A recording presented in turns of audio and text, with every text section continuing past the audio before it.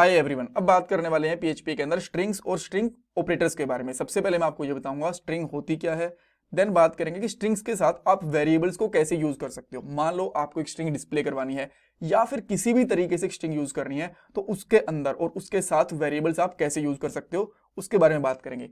फिर बात करेंगे स्ट्रिंग ऑपरेटर्स के बारे में, और लास्ट में कुछ इंटरव्यू क्वेश्चन भी डिस्कस करेंगे related to string and string operators. और ये हमारी पीएचपी की प्लेलिस्ट है, 20 वीडियोस आ चुकी हैं और भी बहुत सारी वीडियोस आएंगी।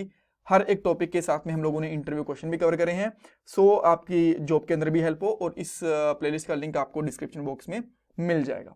अब पहले क्वेश्चन की तरफ जाते हैं कि स्ट्रिंग होती क्या है। वैसे देखो, जब भी हम लोग ABCD यूज करते हैं, मैं बहुत सिंपल भाषा में बता रहा हूँ, जब भी हम लोग एक वेरिएबल के अंदर ABCD यानी कि अल्फाबेटिक कैरेक्टर्स को स्टोर करवाते हैं, उनको यूज करते हैं, तब हम लोग उसको बोलते हैं एक स्ट्रिंग। मान लो एक वेरिएबल के अंदर आपने किसी का नाम डाल दिया, तो आप बोलोगे कि ये एक स्ट्रिंग डेटा टाइप है।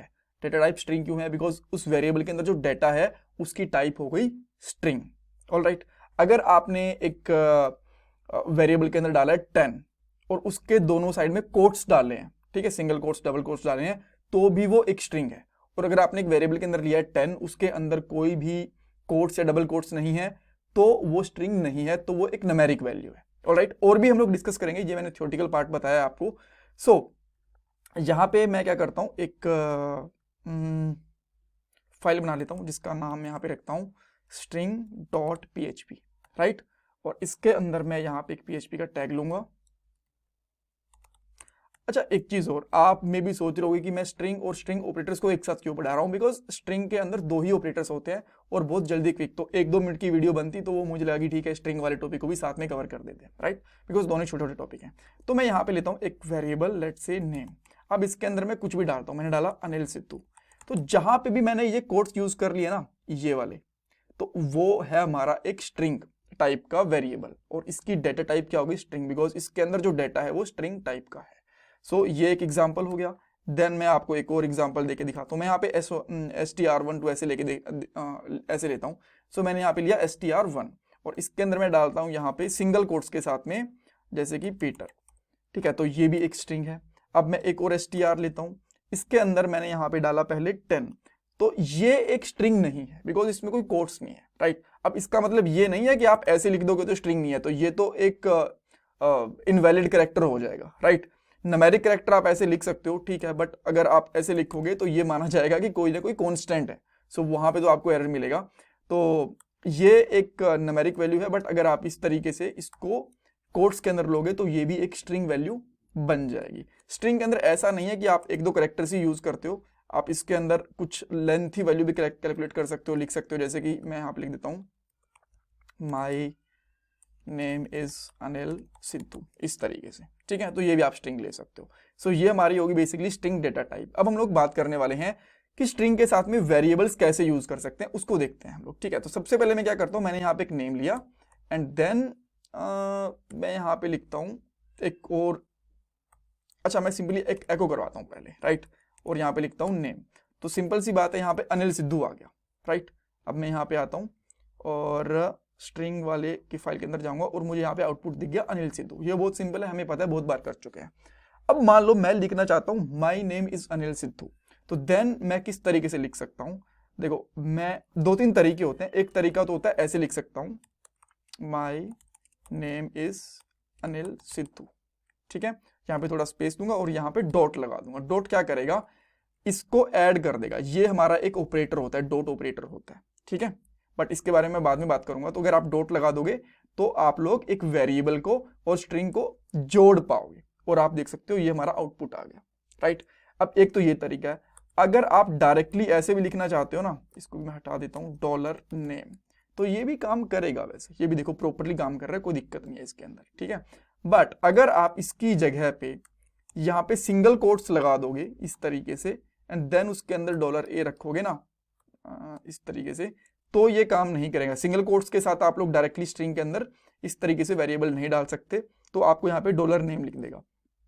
इस केस के अंदर आपको डेफिनेटली इस तरीके से $नेम लिखना ही पड़ेगा, फिर ही वो काम करेगा। ऑलराइट, तो आपको पता चल गया कि वेरिएबल के साथ में स्ट्रिंग के साथ आप लोग वेरिएबल कैसे यूज कर सकते हो।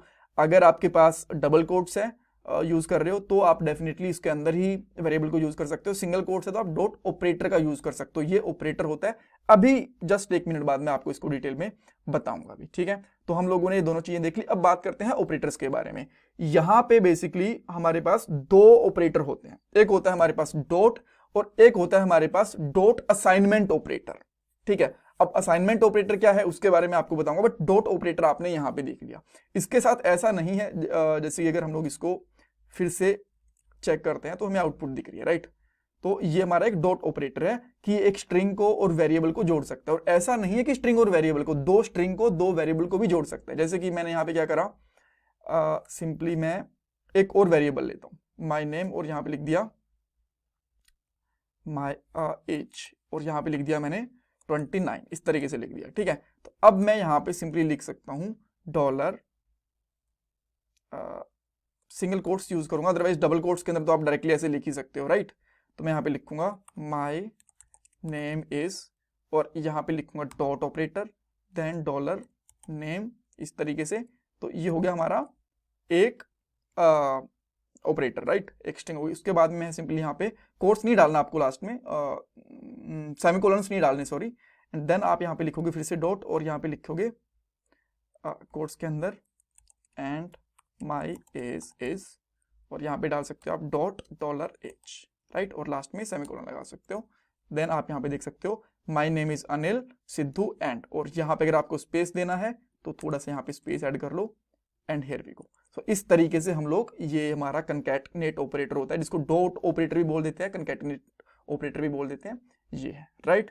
देन इसके अलावा हमारे पास एक ऑपरेटर और भी होता है, मैं आपको बताता हूं। जैसे मेरे पास, मैं यहाँ पे लेता हूँ str1, और इसके अंदर लिखता हूँ hello how are you, right. And then मैं यहाँ पे लिखता हूँ एक और str1, इसके अंदर लिखता हूँ माई name is Anil Sidhu, right, ये लिख दिया, सिंपल है। अब मैं यहाँ पे एको करता हूँ, बहुत सिंपल है। हम लोग क्या कर सकते हैं, str1 डॉट str2, तो इस तरीके से हम लोग डॉट ऑपरेटर का यूज कर सकते हैं, str एंड str1, ठीक है। और अब मैं जब दोनों को प्रिंट करूंगा यहाँ पे, तो और लास्ट में यहाँ पे थोड़ा स्पेस दे देता हूँ, राइट। तो आप देखोगे hello my name is, hello how are you, my name is Anil, तो ये दोनों स्ट्रिंग ऐड हो गए। ये डॉट ऑपरेटर का एक और एग्जाम्पल आ गया। बट अब मान लो आप वेरिएबल str के अंदर ये वाली वैल्यू, जो str1 वाली वैल्यू है ना, ये इसके अंदर डालना ही चाहते हो, तो कैसे करोगे। तो इसके लिए बहुत एक सिंपल चीज होती है। आप सिंपली क्या कर सकते हो, सबसे पहले तो मैं आपको ये वाला प्रिंट करके दिखाता हूँ। एक मैंने प्रिंट करूंगा तो अभी ये वाली वैल्यू प्रिंट होगी, हेलो हाउ आर यू, ये वाली वैल्यू प्रिंट होगी। अब मैं इसमें क्या करता हूँ, डॉलर str, इस तरीके से, और यहाँ पे हम लोग लिखेंगे सिंपली डॉट और इक्वल टू, ये होता है हमारा, कह सकते हो असाइनमेंट कंकैटिनेशन या फिर डॉट असाइनमेंट ऑपरेटर, ठीक है। मोस्टली इसको लोग कंकैटिनेट असाइनमेंट ऑपरेटर ही बोलते हैं। और यहाँ पे आप सिंपली लिखोगे str1। अब क्या करेगा, str1 के अंदर str2 की वैल्यू कंकैट हो जाएगी, यानी कि ऐसा नहीं है कि इसकी वैल्यू को ओवरराइड कर देगा। str1 का डाटा तो रहेगा ही रहेगा, str का डाटा तो रहेगा ही रहेगा, str1 का डाटा भी इसके अंदर ही आ जाएगा, ये देखो, राइट। और मैंने वेरिएबल एक ही प्रिंट करा। सो इस तरीके से हम लोग 2 स्ट्रिंग को कंकैट भी कर सकते हैं, वैल्यू को असाइन भी कर सकते हैं, right. So interview question, string क्या होती है पूछा जा सकता है, इसके ऑपरेटर्स कितने होते हैं वो पूछा जा सकता है, आप वेरिएबल्स को कैसे यूज कर सकते हो एक स्ट्रिंग के साथ, वो पूछा जा सकता है, राइट। सो काफी इंपॉर्टेंट वीडियो थी मेरे हिसाब से, बिकॉज स्ट्रिंग के ऊपर बहुत सारे क्वेश्चन आते हैं। एक वीडियो और आएगी स्ट्रिंग के ऊपर, जहां पे हम लोग स्ट्रिंग के फंक्शंस और इंपॉर्टेंट प्रॉपर्टीज डिस्कस करेंगे। So thank you so much for watching this video. इसमें कुछ कंफ्यूजन है, कुछ डाउट है, तो मुझे कमेंट सेक्शन में पूछ सकते हो। एंड प्लीज वीडियो को लाइक, चैनल को सब्सक्राइब, एंड कमेंट सेक्शन में फीडबैक दे देना, बिकॉज ये आपके लिए कंप्लीटली फ्री ऑफ कॉस्ट है, और मुझे इससे मोटिवेशन मिलता है, मैं आपके लिए और वीडियोज अच्छी लेके आ पाता हूँ, और ये मेरा पेटीएम का डोनेशन नंबर है। Thank you guys, thank you so much.